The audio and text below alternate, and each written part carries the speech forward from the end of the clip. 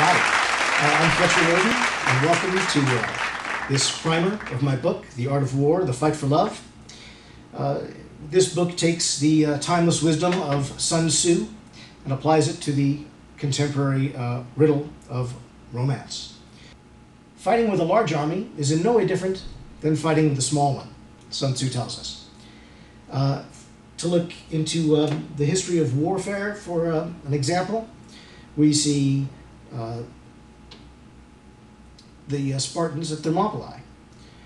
They had a small amount of men, but they used their terrain such that they were in a narrow mountain pass, and it didn't really matter how many soldiers the Persians had, because the Spartan phalanx was holding them at bay in this narrow pass. They blocked it, and using only 300 people, they leveled the odds, because the narrow pass made it such that the Persians could only get so many soldiers against them at a time.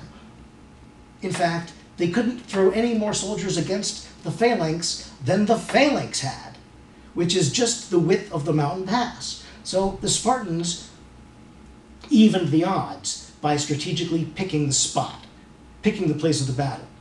And in love, we can do the same thing. If you think of your numbers, you're thinking of, well, of course, there are your talents, your skills, your forces. Are you in harmony with your forces? But numbers can also mean things like your economic condition. Are you wealthy? Do you have that? Do you own a lot of property? Are you very, very well educated or not as well educated? Do you not have as much money? These things can be intimidating. If your intended has a lot of money and you do not, you might feel like you don't have the numbers to win in that conflict, but you do. Because as Sun Tzu tells us, fighting with big numbers or little numbers is basically the same. The question is choosing your opportunities and putting the battle in a place which is most advantageous to you. Knowing your terrain, knowing your battles, and coordinating those things. So numbers are not as important when you're dealing with your intended. An usurper, likewise, may have you outnumbered. They might have more money, more education. These could be real concerns. If you cannot provide in your household, eventually that's going to be a problem. You know, money is the single greatest issue with marital discord, and domestic dispute is often about money.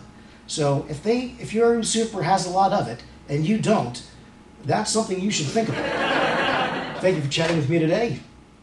Enjoy my book, The Art of War, The Fight for Love. I'm Fletcher Rosen.